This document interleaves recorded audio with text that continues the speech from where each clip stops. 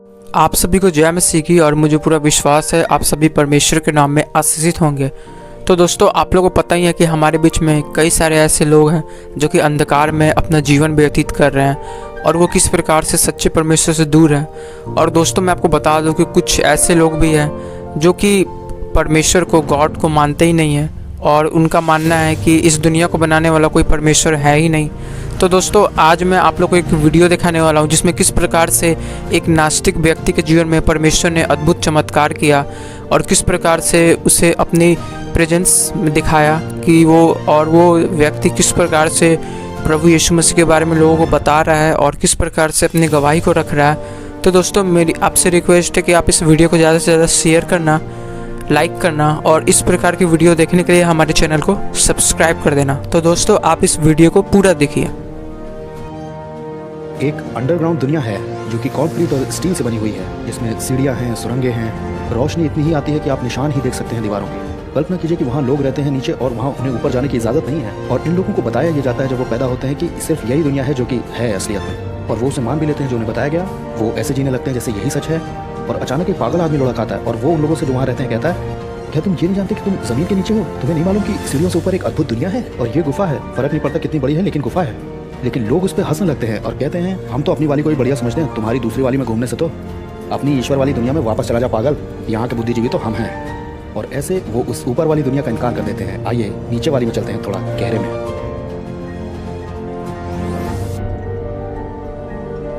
जब मैं 5 साल का था तब मेरे पास एक कुत्ता था, गोलियत नाम का। एक दिन मेरी माँ को एक फ़ोन आया और वो मेरी तरफ मुड़ करके रोते हुए बोली और मुझे बताया कि गोलियत के ऊपर एक बस चढ़कर निकल गई। मैंने उनकी तरफ देखा और खुद में सोचा कि तो क्या हुआ, कुत्ता ही तो था। लेकिन मेरी माँ उदास हो गई थी, मैं समझ नहीं पाया कि क्यों। फिर जल्दी मैंने ये ध्यान दिया कि दूसरे लोग भी किसी के मरने पर उदास होते हैं और ये मेरे लिए बड़ा अजीब था, जैसे कि इससे सच बदलेगा कि वो मर चुका है तो फिर क्यों रोना। और मैंने ये भी ध्यान दिया कि दूसरे लोगों में मेरे जैसी अद्भुत अंतर्दृष्टि नहीं जिससे प्रकृति की समझ हो।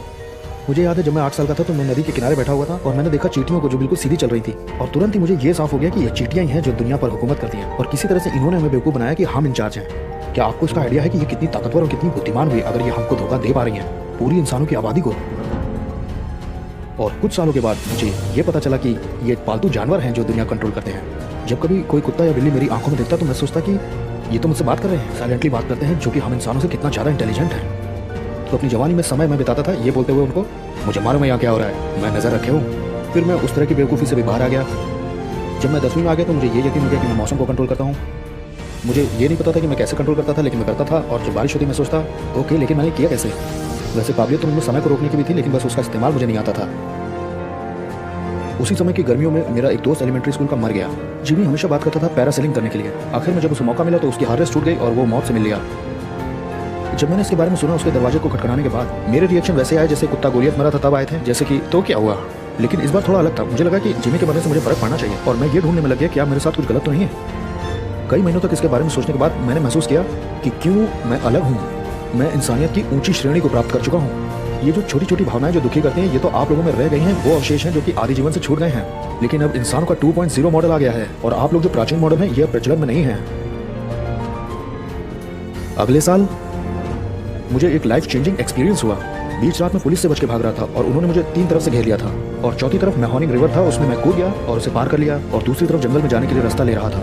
और आखिर में मैं जंगल में थोड़ा उलझ गया तो मैंने पाया अपने आप को किसी के बैकयार्ड में। मेरे सामने एक बहुत ही सुंदर बगीचा था और तब मैं उस गार्डन में चलने लग गया और मैं रुक गया। मैं सोचने लगा फिलॉसफी में। मैंने सोचा, मुझे कोई परवाह नहीं उनकी जो इस घर में रहते हैं, तो मैं क्यों इतनी मेहनत कर रहा हूँ कि उनकी सब्जियों पर मेरा पैर ना पड़े। इनके लिए मैं क्यों इतना अदब से पेश आ रहा हूँ, क्योंकि मेरा ब्रेन वॉश किया गया है। और इसलिए मैं तो सालों से नियम तोड़ते आ रहा हूँ, फिर भी समाज ने मुझे मैनिपुलेट करके एक आम आदमी बना दिया है। एक महानता को प्रदूषित कर दिया इन्होंने सामान्य बनाकर। जब मैं उस बगीचे के बीच से अपने लिए रास्ता निकाल रहा था तो मुझे बहुत ही अद्भुत एहसास था आज़ादी का। दुनिया ने हमारे ऊपर एक पट्टा बांध रखा है, नियमों का पट्टा है, तुम्हें ये करना है, ये नहीं करना। लेकिन वो पट्टा उसी वक्त गिर जाता है जैसे हमें ये पता चलता है कि हमें कुछ भी वो करने की जरूरत नहीं जो हमें बताते हैं लोग। जाहिर सी बात है, अगर आप अपने काबू करने वालों से छूटना चाहते हैं तो आपको उसका उल्टा करना पड़ेगा जो वो आपको बताते हैं। नीचे चलें।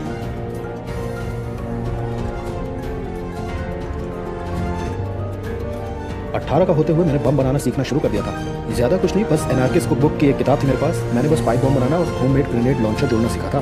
भेज बदलने की भी एक किताब ली थी ताकि मैं पहचाना न जाऊँ। लेकिन ये सब मुझे बचपन जैसा लगता था, तो मैंने फैसला किया कि मैं केमिस्ट्री मेजर बनूंगा कॉलेज में ताकि मैं कुछ बढ़िया बना सकूँ। लेकिन मेरे प्लान्स जो कि बॉम्बर बनने के थे उन्हें रुकना पड़ा, क्योंकि और भी बहुत सी ज़रूरी चीज़ें हैं दुनिया में। कोई भी मार सकता है अनजान लोगों को बम फोड़ के, आप उन्हें जानते थोड़ी हैं। समाज की कठपुतली के दूसरे हिस्से को होकर के अगर आप थक गए हैं तो ये मारने का सिलसिला तो नज़दीक घर से शुरू होना चाहिए। कुछ 100 मील की दूरी पर सिर्फ मेरे पिता ही थे मेरे इकलौते रिश्तेदार, तो जाहिर सी बात है उन्हें ही मरना होगा। मेरे पास बॉल पिन हथौड़ा था जो कि इस काम को करेगा। दिलचस्प बात है कि मेरे अंदर जो तत्व ज्ञान था बुद्धिमानी का, उसने मुझे थोड़ा सा धीमा कर दिया। मेरे पिता सोफे पर बैठे हुए थे और मैंने कुशन के पीछे हथौड़ा छुपाया हुआ था। मैं उनके सिर को पीटने जा रहा था मरने तक। अचानक मैंने महसूस किया कि वो मेरा दिमाग पढ़ रहे हैं, और न सिर्फ वो बल्कि पूरी दुनिया, कि मैं एक एक्सपेरिमेंट का हिस्सा हूँ और इसमें बिलियंस ऑफ लोग लगे हुए हैं। वो बस ये देखने का इंतजार करें कि मैं क्या करता हूँ, और जैसे ही मैं अपने पिता पर अटैक करूँगा दीवारें निकल आएंगी और लोग अंदर दौड़ते हुए आ जाएंगे और एक्सपेरिमेंट पूरा हो जाएगा। अब जब मेरे पिता मेरा दिमाग पढ़ ही रहे थे तो मैंने कोशिश की वहाँ बैठे हुए कि अपने दिमाग से उनके दिमाग में विचार डालूं। वो टीवी देख रहे थे और मैंने दिमाग में सोचा, मेरी तरफ देखो जब दिमाग पढ़ रहे हो मेरा, अभी मेरी तरफ देखो, मैं तुम्हारा सर फोड़ने जा रहा हूँ। आखिर में मैंने उनके दिमाग में चैनल किया, मुझे बेवकूफ़ समझ रहा हूँ, मैं इसमें फंसूंगा नहीं, और मैं खड़ा हुआ और निकल गया। लेकिन ये खत्म नहीं हुआ। कुछ समय के बाद जब मेरे सेंसेस लौट के आए और मैंने चलना शुरू किया 2 बजे रात के अपने पिता के बेडरूम में थैंक्स गिविंग के दिन पे, और मैं हथौड़ा लेकर उनके पास खड़ा हो गया और मैं एक चीज़ सोचने लगा जो उन्होंने मेरे साथ गलत की। ऐसा कुछ याद नहीं आया, तो मैंने अपना हाथ पीछे खींचा और उनके ऊपर मारा 230 पाउंड के हिसाब से। मुझे पता नहीं था कि कितनी तेज़ किसी के सिर से खून निकल सकता है, और तब तक मारता रहा जब तक मैं श्योर नहीं हो गया कि वो मर गए, और मैं निकल गया वहाँ से गाड़ी चला के।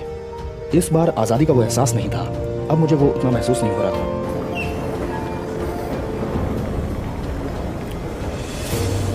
क्या मैंने बताया कि मैं नास्तिक था? मुझे ये पता है कि आप में से जो बहुत से एथियस्ट हैं वो बहुत परफेक्ट नॉर्मल लाइफ जी रहे हैं, लेकिन मुझे ये समझ नहीं आया कि क्यों ऐसा है।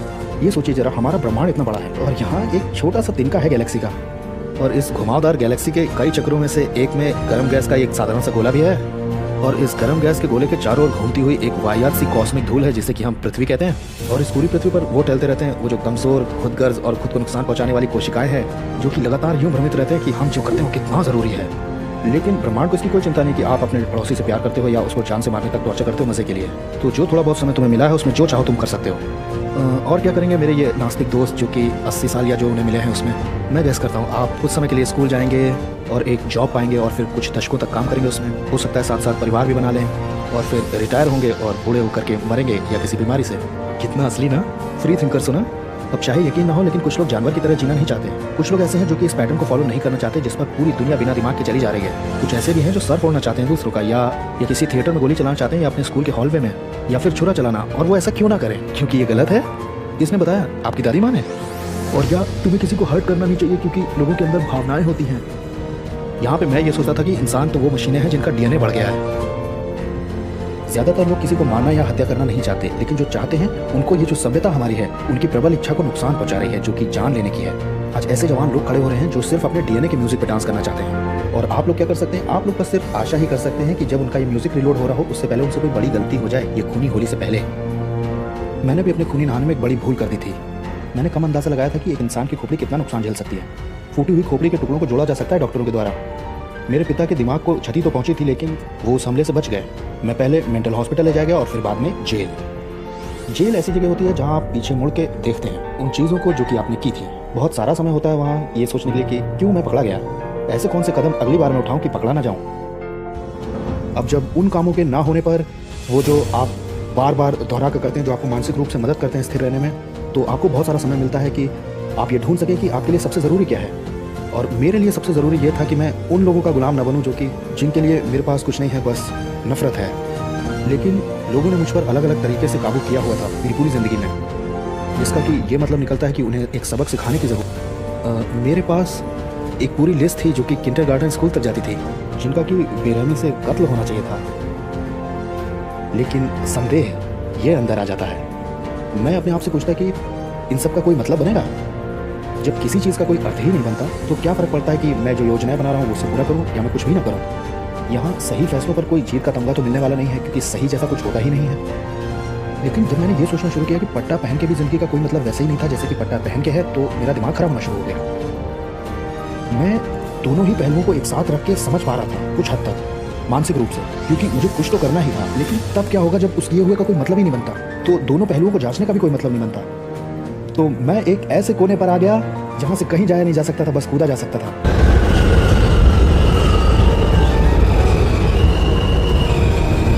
लेकिन जिंदगी हम सबको एक दूसरा मौका देती है, बिल्कुल ठीक समय पर।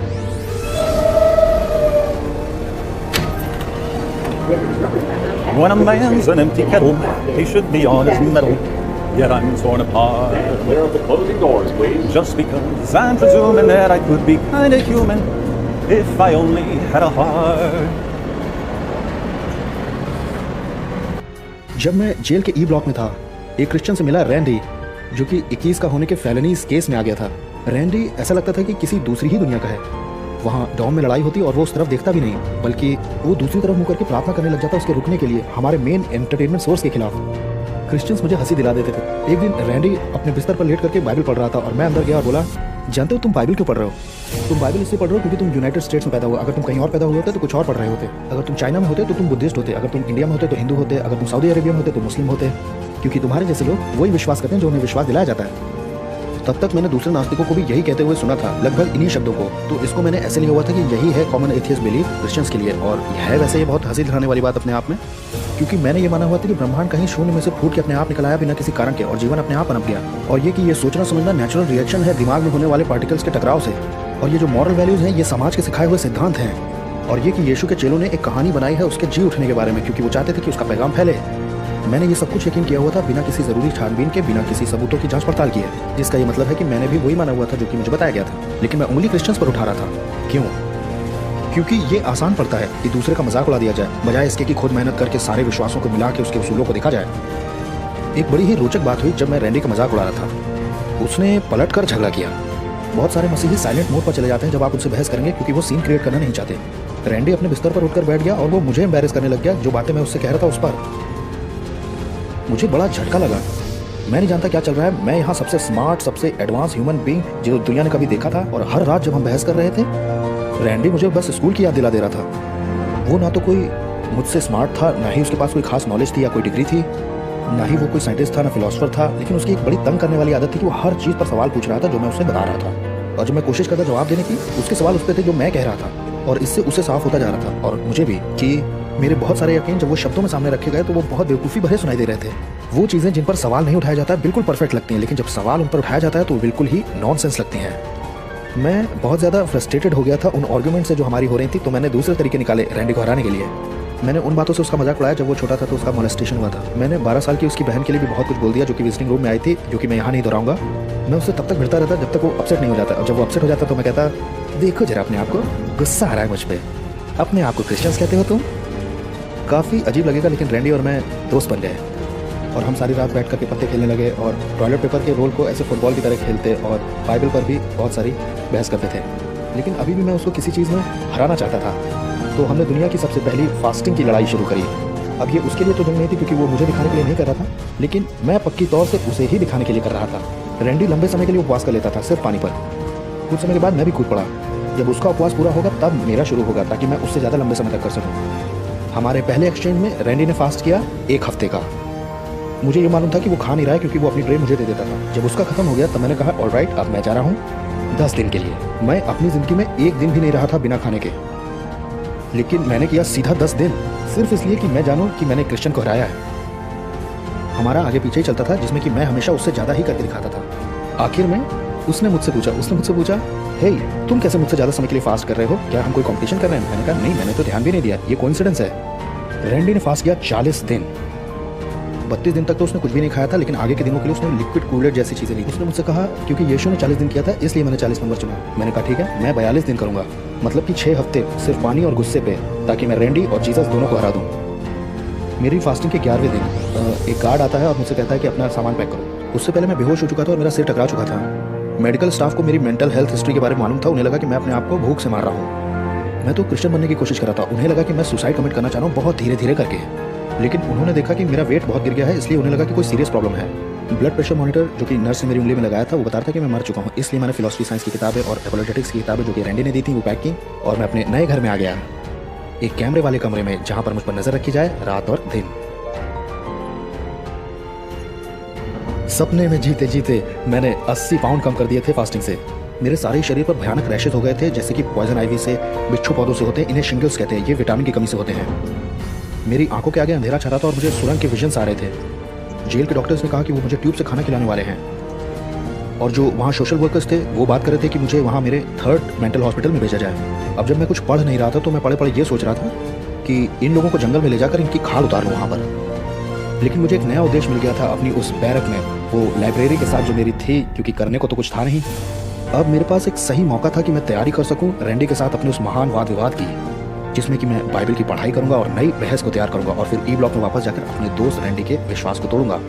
मैंने वहाँ के चैप्टन से भी कहा कि मुझे बाइबल स्टडी दें और उन्होंने मुझे यूहन्ना के सुसमाचार से कई बार सिखाया, वो भी ग्रेडेड असाइनमेंट्स के साथ। तो अब मैं वहाँ था, एक तेज़ी से बिगड़ता हुआ नास्तिक जो कि बैठा है अपनी कम रोशनी की बैरक के अंदर, अपने बाइबल होमवर्क को कर रहा हूँ। अब इसे सीधा समझिए, मैंने कई दिन से खाना नहीं खाया था और मैंने इस बारे में पढ़ा कि यीशु कह रहे हैं कि मैं जीवन की रोटी हूँ और जो कोई मेरे पास आएगा वो कभी भूखा नहीं होगा। मुझ पर जुनून सवार था अपने आप को आज़ाद कराने का इस सोसाइटी से जिसने मुझे 6.5 के सेल में बंद कर रखा था। और मैंने ये पढ़ा, अगर तुम्हें पुत्र आज़ाद करेगा तो तुम्हें सचमुच आज़ादी मिलेगी। मैं ये सोच रहा था कि कब तक मेरी बॉडी ये झेल पाएगी जो मैं उसके साथ कर रहा हूँ, कब मेरा दिल बंद होगा। और मैंने पढ़ा, पुनरुत्थान और जीवन मैं ही हूँ, जो मुझ पर यकीन करता है वो मर भी जाए तो भी जिंदा रहेगा। थोड़ा डरावना है जब कोई किताब बात करने लगे। खैर मुझे क्या पता, मैं तो समझता था कि बिल्लियाँ भी बात करती है। अपनी पीठ के बल लेटे हुए रोज दर रोज मैं पीछे मुड़ करके देखता था अपनी जिंदगी की थियोलॉजी को, फिलॉसफी को। 3 बातों ने मेरे पूरे बिलीफ सिस्टम को हिलाना शुरू कर दिया। पहला जो कि डिजाइन आर्गुमेंट था वो फाइनली मुझे समझ आया।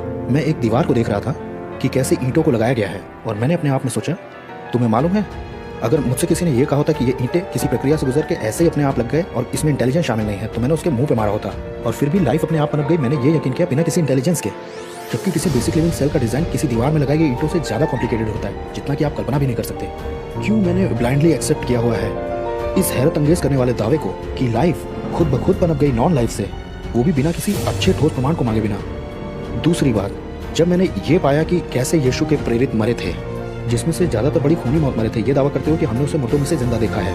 मेरा एक्सप्लेनेशन हमेशा ये होता था क्रिश्चियनिटी की शुरुआत कैसे हुई। प्रेरितों ने एक कहानी बनाई है ताकि वो उसके मैसेज को फैला सकें, लेकिन मेरे इस एक्सप्लेनेशन का कोई अब सेंस नहीं बन रहा।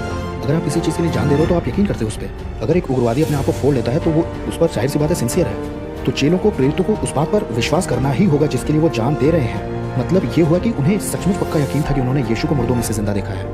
अब ज्यादातर होता यह है कि अगर कोई किसी चीज़ के लिए जान दे रहा है, किसी आइडियोलॉजी के लिए जो उन्होंने किसी और से पाई है, जो आइडियोलॉजी झूठी या सच्ची कुछ भी हो सकती है, चेले कुछ ऐसी चीज़ के लिए मर रहे थे जो उन्होंने सचमुच देखी थी। ऐसी कौन सी बात हो सकती थी जिसने इतने सारे अलग लोगों को निश्चय करा दिया कि एक मरे हुए आदमी को उन्होंने जिंदा देखा है। मैं एक आदमी के लिए तो इसे समझा सकता हूँ ये बोल के कि ये पागल होगा, लेकिन वो सारे ही, वहाँ कुछ तो चल रहा था जो कि मुझे ढूंढ निकालना था, क्योंकि मैं एक ऐसा जवाब तैयार करना चाह रहा था कि उनके पास कॉन्फिडेंस का लेवल क्यों है, इसके अलावा कि उन्होंने सचमुच उसे देखा था। और तीसरा ये कि मुझे इस चीज़ की चिंता हो गई थी कि यीशु मुझसे सचमुच में बढ़िया हैं। अब अगर आप कंप्लीट मॉरल रिलेटिविस्ट नहीं हैं या कोई नए नास्तिक नहीं हैं, तो आपके लिए जाहिर सी बात ऐसा हो सकता है कि यीशु मुझसे अच्छे हैं, लेकिन मैं उस वक्त मॉरल इश्यूज़ पर ज़्यादा ध्यान भी नहीं देता था। तो मेरे दिमाग को इसमें उलझाना बहुत मुश्किल था। जो समस्या खड़ी हुई वो इस तरह की थी। मेरे 2 यकीन थे जो कि एक साथ बिल्कुल नहीं जा रहे थे। एक तरफ तो मैं ये सोचता था कि इंसान कुछ नहीं है, बस कोशिकाओं का गुच्छा है, लंप ऑफ सेल है, मीनिंगलेस, जो हम करते हैं वो सब पॉइंटलेस है। और दूसरी तरफ मैं ही ये सोच रहा था कि मैं दुनिया का सबसे इंपॉर्टेंट आदमी हूँ। ऐसा कैसे हो सकता है कि मैं सबसे बेस्ट, मोस्ट इंपॉर्टेंट, बेकार कोशिकाओं का गुच्छा हूँ? अगर वाकई कोई ऐसे शब्द हैं कि दुनिया का सबसे बढ़िया इंसान, तो उसके लिए ज़रूरत पड़ेगी किसी ऐसी चीज़ की, जैसे कोई स्टैंडर्ड या कोई अच्छी चीज़। तब ज़रूरत पड़ेगी किसी ईश्वर की या किसी यीशु की जो हमसे बढ़िया निकलेंगे। तो जो मेरे बिलीव्स थे वो सब बिल्कुल फाउंडेशनल लेवल से ही गिरना शुरू हो गए। और एक बार जब नींव ही गिरने लग जाए तो सब कुछ नीचे आ जाता है। मैं इस जगह से इस जगह तक आ गया था कि मैं दुनिया का सबसे अच्छा आदमी हूँ से दुनिया का सबसे खराब आदमी हूँ तक, उस क्लियर होने वाले घटनाक्रम में। ये एकदम से ही मुझे समझ में आ गया, ये सोचते हुए कि मैं एक ऐसा आदमी हूँ कि मैंने अपने एक दोस्त का गला ऐसे दबाया था कि उसके मुंह से खून की उल्टी हो गई थी। मैंने उसे फावड़े से मारा था क्योंकि वो मुझसे सहमत नहीं हो रहा था। मुझे याद भी नहीं कि वो लड़ाई क्यों हुई थी। मैं देखा करता था जब मेरी माँ का बॉयफ्रेंड उसे मारता था और मैं उसे बचाने के लिए एक उंगली भी नहीं हिलाता था। इसलिए नहीं कि मैं डर जाता था, मैं 200 पाउंड का था, मेरे पास गन थी, मैं जब चाहता रोक सकता, लेकिन मुझे फर्क नहीं पड़ता था। और मुझे इस बात पर घमंड भी था कि मुझे फर्क नहीं पड़ता है किसी चीज़ से। मैंने अपने परिवार के बारे में भी सोचा कि मैं उनके साथ क्या कर रहा हूँ, मैं अपने साथ क्या कर रहा हूँ। वो मेरे लिए हर रोज़ खाना लेकर के आते हैं और मैं भूख से मर रहा हूँ क्योंकि मैं नहीं खा रहा हूँ। यहाँ दूसरे लोग भी हैं भूखे दुनिया में, लेकिन कम से कम वो सीधा सोचते हैं और मैं यहाँ बैठ करके दूसरों को टॉर्चर करने के बारे में सोचता हूँ। मेरी खाल पीली पड़ चुकी थी, मैं खुजलाते खुजलाते लहूलुहान हो गया था। अब मैं कैसे सोच सकता हूँ कि मैं बेस्ट हूँ किसी से? जब मैं इस परिस्थिति के बारे में सोच रहा था, मैंने ऐसा सोचा कि मैं अभी बस धीरे धीरे करके ज़मीन पर बहुत बुरी चोट खाने वाला हूँ गिर के। और जब ये मैंने सोचा, मैंने तुलना करके देखी जब मैं एक हॉस्पिटल में रुका था लगभग 1.5 साल पहले। मेरी लड़ाई हुई थी 7 लोगों से और मैं ये नहीं कह रहा हूँ कि बड़ी टफ थी, वो जीत गए थे, वो इसमें जीत गए थे। मैं एक से लड़ा था, उसने मुझे गन से मारा, मैंने इन गनों से मारा। फिर उसके 6 दोस्त और चढ़ाए और उन्होंने मुझे ज़मीन पर गिरा करके मेरे सिर के साथ फुटबॉल खेलना शुरू कर दिया। लेकिन मैं उसकी तुलना अपनी आज की सिचुएशन से कर रहा था। मैं सोच रहा था मैं अगले दिन ही ठीक था, मेरे गले पे थोड़े स्क्रैच थे, मैं बस थोड़ा झूमते हुए चल रहा था, मेरे हाथ पे स्लिंग बंधा हुआ था, लेकिन मैं ठीक था। 7 लोगों के साथ लड़ाई को बिल्कुल मजाक लग रही थी उस परिस्थिति के सामने जिसमें मैं आज था वहाँ सेल में। मुझे ऐसा लग रहा था जैसे मैं जमीन पर गिर गया हूँ, और जैसे मैंने सोचा कि मैं बस जमीन पर गिर गया हूँ, मुझे एक और फ्लैशबैक याद आया। एक रात जब मैं अपने दोस्त के घर से बाहर निकला तो एक तूफान आ गया और बारिश इतनी तेज थी कि दिख भी नहीं रहा था, और बिजलियाँ कड़क रही थी, गिर रही थी चारों तरफ उस जगह। और मैंने ऊपर देखा और बहुत मजाक उड़ा के कहा, ओह तो इससे मैं डर जाऊँगा, अगर चाहते हो मैं तुम्हारा यकीन करूँ तो नीचे आके यहाँ दिलाओ, अच्छा रहेगा। मैं सीरियस नहीं था, लेकिन जिस सिचुएशन में मैं था मैंने वहाँ सोचा कि कहीं परमेश्वर ने तो नहीं सीरियसली ले लिया। नॉर्मल समय में मैं ऐसे किसी ऑप्शन के बारे में नहीं सोचता, अब क्योंकि मेरा सारा दृष्टिकोण ही टूटता जा रहा था, मैं ऐसी स्थिति में नहीं था कि मैं ऐसे विकल्प को छोड़ूं। लेकिन एक समस्या थी, अगर सचमुच में कोई परमेश्वर इन सब में इन्वॉल्व है और ये सही गलत भी सिर्फ उपयोगी कल्पनाएं भर नहीं है, तब तो मुझे हर तरह की समस्या होने वाली है। इसलिए नहीं कि मैंने वो सब किया था, बल्कि मैं जो आज था इस वजह से। अब कैसे एक दुनिया का सबसे खराब आदमी सही चीज कर सकेगा? अब ऐसा कोई जादू का बटन तो होता नहीं है जिसे मैं उठा दूं, उनको ओह अब मैं दूसरों की चिंता करने लगा हूं, तो अब मैं कैसे वो काम करूंगा जो कि सही कहलाता है? और तब ये मुझे समझ में आ गया, क्योंकि इसकी अब 2 ही संभावनाएं हो सकती है, या तो मैं बेरहम, खुदगर्ज और दूसरों की चिंता नहीं करने वाला हूँ, या जैसा ये सब है वैसे ही, और या तो कोई दूसरा ऐसा व्यक्ति मिले जो मेरे जैसे की मदद कर सके। अब या तो मैं यूं ही बिगड़ा रहूं और इसी के साथ जीता रहूं, और या तो कोई ऐसा हो जो कि इन सब चीज़ों से निपट सके। जब हम इस तरह से सोचना शुरू करते हैं तो मैं कहूँगा कि आप 2 इंच दूर होते हैं क्रिश्चियन बनने से, क्योंकि जब हम खुद से पूछते हैं कौन इनमें से कर पाएगा, किसके पास इतनी योग्यता है कि मानसिक तौर पर, आत्मिक तौर पर और नैतिक तौर पर टूटे हुए लोगों को ले और उन्हें एकदम नई जिंदगी दे दे। हमारे पास एक ही आदमी की लिस्ट है, लिस्ट में एक ही आदमी है, उस लिस्ट में सिर्फ एक ही आदमी निकलेगा। यही है जिसने कहा मैं हूँ दरवाजा, अगर कोई मेरे द्वारा अंदर आएगा तो वो उद्धार पाएगा, और अंदर बाहर आया जाया करेगा, उसे चारा मिलेगा। चोर आता है चोरी करने, घात करने और नाश करने, और मैं इसलिए आया कि उन्हें जिंदगी मिले और भरी पूरी जिंदगी मिले। मुझे ये नहीं मालूम था कि यीशु वही है जो उन्होंने दावा किया है या नहीं, लेकिन मुझे ये पता था कि अब या तो यीशु है और या तो कुछ नहीं है, या तो जीसस या नथिंग। अगर किसी के ऊपर परमेश्वर की मंजूरी की मोहर है तो वो वही शख्स है जो मुर्दों से जी उठा है। इतिहास भरा पड़ा है डेड ऑप्शन से, यीशु ही है आखिरी जिंदा ऑप्शन।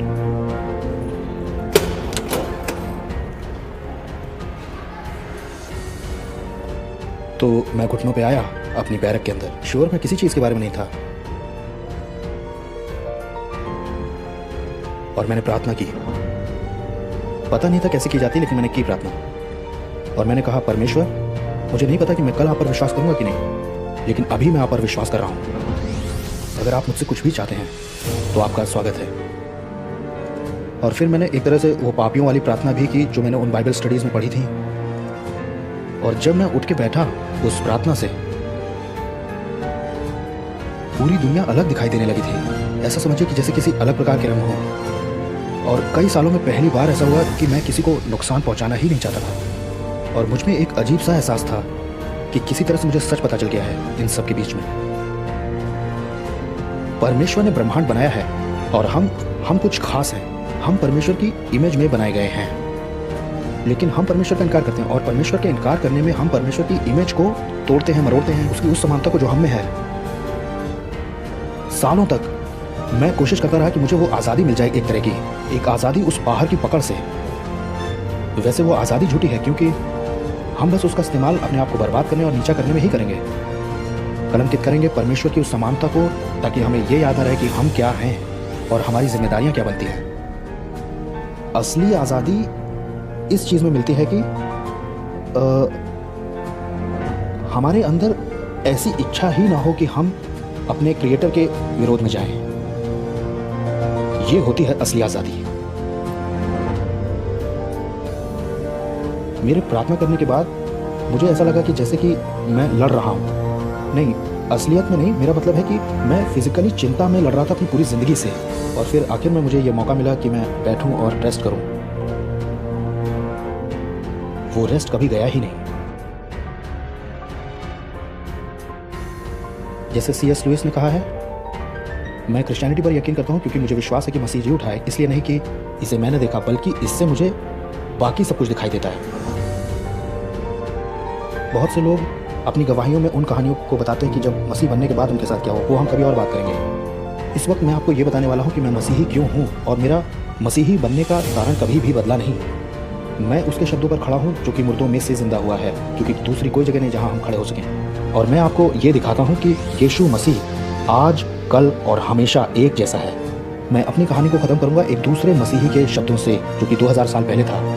प्रेरित पौलुस क्रिश्चियनिटी को ख़त्म कर देना चाहता था अपने दमिश्क में यीशु से मिलने से पहले। अपनी मौत से थोड़ा सा ही पहले उसने एक लेटर लिखा था अपने दोस्त तिमोथी को। बीती शताब्दियों में ये शब्द हज़ारों क्रिश्चियंस के मुंह से गूंज चुके हैं। मैं अपने प्रभु यीशु मसीह का धन्यवाद देता हूँ कि उसने मुझे सामर्थ्य दी और अपनी सेवा के लिए मुझे विश्वास योग्य ठहराया। जबकि मैं पहले निंदा करने वाला और सताने वाला और अंधेर करने वाला था, मुझ पर फिर भी दया हुई, क्योंकि मैंने ये अविश्वास की दशा में बिना जाने बुझे ये काम किए थे। और हमारे प्रभु यीशु का अनुग्रह उस विश्वास और प्रेम के साथ जो मसीह यीशु में है मुझ पर बहुतायत से हुआ है। ये बात हर तरह से विश्वास योग्य है और ये मानने के लायक है कि मसीह यीशु पापियों का उद्धार करने जगत में आया, जिनमें सबसे बुरा मैं हूँ। मुझ पर दया इसलिए हुई है क्योंकि मैं जो सबसे बड़ा पापी हूँ उस पर यीशु मसीह अपनी पूरी सहनशीलता दिखाए, और जो लोग उस पर अनंत जीवन लाने के लिए विश्वास करेंगे उनके लिए मैं एक आदर्श बन जाऊँ। और अब जो हमेशा का राजा है, वो अविनाशी, अनदेखा और इकलौता परमेश्वर जो आदर और महिमा के योग्य है, उसकी महिमा हो। आमीन। मैं तुम्हें एक नया दिल दूंगा और तुम्हारे अंदर एक नई रूह पैदा करूंगा, और मैं तुम्हारे पत्थर के दिल को निकाल करके तुम्हें एक मांस का दिल दूंगा। तो दोस्तों, आप लोगों ने इस वीडियो में देखा कि किस प्रकार से एक नास्तिक व्यक्ति के जीवन में परमेश्वर ने अद्भुत चमत्कार किया। और वो नास्तिक व्यक्ति जो कि किसी भी परमेश्वर को मानता नहीं था, किसी पे भरोसा नहीं रखता था, आज वो किस प्रकार से अपनी गवाही को रख रहा है और किस प्रकार से उसने सच्चे जीवित परमेश्वर यीशु मसीह को जान लिया, जैसा कि आप लोगों ने वीडियो में देखा। और दोस्तों, परमेश्वर का वचन कहता है, मैं ही मार्ग, सत्य और जीवन हूँ, मेरे बिना मेरे कोई भी स्वर्ग नहीं जा सकता है। तो दोस्तों, आप इस वीडियो को ज़्यादा से ज़्यादा शेयर करिए, ताकि जितने भी लोग हैं जो सच्चाई को नहीं जानते हैं, जो अंधकार में हैं, और जो नास्तिक व्यक्ति है, जो जिनका परमेश्वर पे कोई विश्वास ही नहीं है, वो इस सच्चाई को जाने और अंधकार से बाहर निकले। तो दोस्तों, आप इस वीडियो को ज़्यादा से ज़्यादा शेयर करना, लाइक करना, और इस प्रकार की वीडियो देखने के लिए हमारे चैनल को सब्सक्राइब कर देना। आप सभी को जय मसीह की।